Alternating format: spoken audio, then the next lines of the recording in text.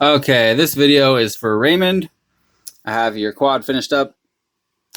Here it is right here.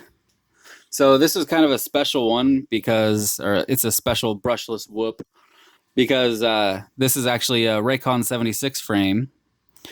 And you can see here I doubled it up, which is what I used to do for people sometimes if they wanted it, because a spare frame by itself is only $5.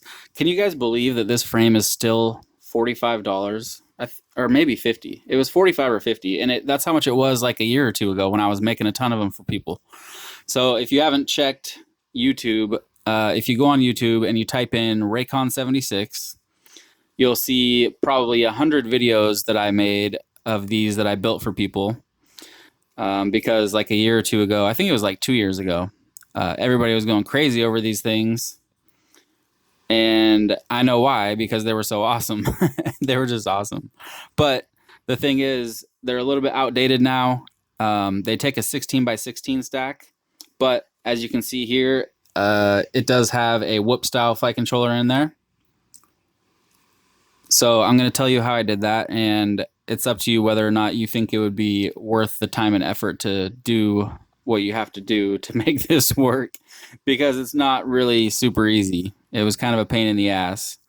But anyway, like I said, so I got the frame doubled up, so it's twice as thick, so it's quite a bit more sturdy, a lot stiffer.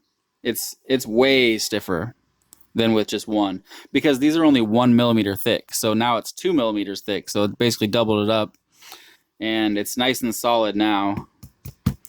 The ducts, they're still the same. They're aluminum, but they're still tough. I've seen people, like I said, I built so many of these for people, and I've seen a lot of them. Some people send them back to have upgrades and stuff, and I've seen some with like the rings just all dented up and bent and stuff, and they were still flyable. So I thought that was pretty awesome. But anyways, so the first thing that I had to do was drill out. Well, I didn't really drill. I filed out the holes right here, because these holes are meant for these little teeny tiny screws, super tiny, way smaller than M2. But I had to make it bigger so I could fit an M2 screw in here to be able to mount the flight controller and the canopy. Because the holes did line up. They do line up for the whoop style flight controller, but only on 3 sides, not 4. So the back, you can see, does not have a hole. But the USB comes out the bottom just fine. If the batteries are removed, you can get to the USB, no problem. And it's solid on there. The stack is like, with just 3, it's completely solid, so it's good to go. And then the other thing too is, down here I had to cut away the carbon. There was like these round parts that go around right here, right where the motor plugs are. Now, if you don't use motor plugs, you might be able to get away with leaving those there. But to be able to use the motor plugs on the bottom like that, you're going to have to cut away those round circle things and then file it down. I have files, like I got this little tiny round file, and then I got like a flat one, so you got to have a few different files. Here's a little bit bigger round one. This is the one I mainly use. They work great for this thin carbon. So yeah, that was a lot of work. And then the other thing too is, so it has these Happy Model 1102 13,500 kV motors. The holes are meant for the old style of like 0703, which is a little bit smaller motor spacing. So I also had to file out each of the 3 holes on each of the ducts. And that's aluminum. So I was filing down aluminum. So that took quite a bit of work too. So overall, there was quite a bit of filing going on this frame to be able to make this work. But if you were using some different motors, like some 1102s that had the 4-hole, it already has the holes for the 4-hole, so you don't have to do any filing for that. If you have a 9x9 hole pattern motor, then you don't have to do that filing. And then, like I said, if you're using a different kind of like a 12 amp with the side plugs, you might be able to get away with using those. But if you want the bottom, you got to do that. And if you just direct solder it, you might not have to do any of that. So if you just direct soldered it, you might not have to do any filing at all. If you direct solder and you use 4-hole 1102s or 1103s, then yeah, it would probably be a lot easier for you. But anyway, so like I said, Happy Model 1102 13500. You got the nameless 12 amp AIO F4. You got the nameless 400 milliwatt VTX, Foxier Razor Nano, and XM Plus. And that's another thing that I really like about this frame is there's tons of room up underneath on the bottom side, so the XM Plus fit up in there just no problem.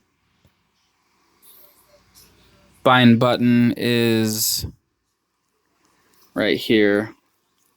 So very easy to get to the bind button. It's right there.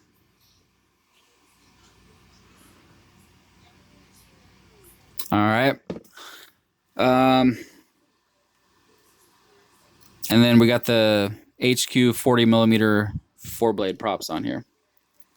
And I think that's it. Raymond wanted this setup with the two 1S batteries like this, but there is other mounts that you can get or use for like a 300 milliamp hour 2S. But this works just fine too. This thing has crazy power. It's pretty awesome.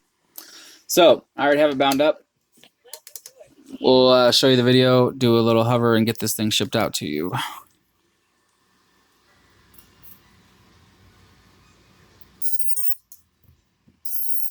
There's your video. Looks great. It's blurry because my phone's blurry right now. There we go. All right, let's do a hover.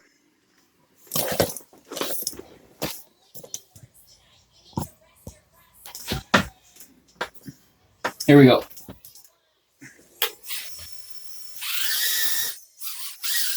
Damn, this thing just wants to take off.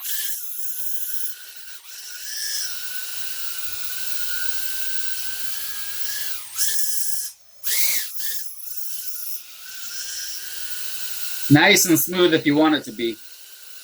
And it has a lot of power if you want it to be too.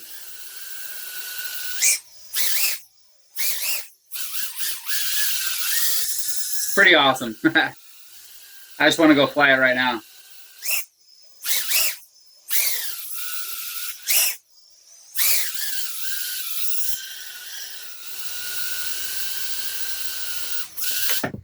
All right, so I think that will do it. I haven't built one of these things in quite a while. It was pretty fun to do, actually. I miss building them. I built so many of them.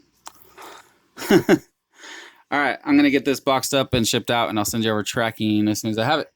All right, thanks, Raymond.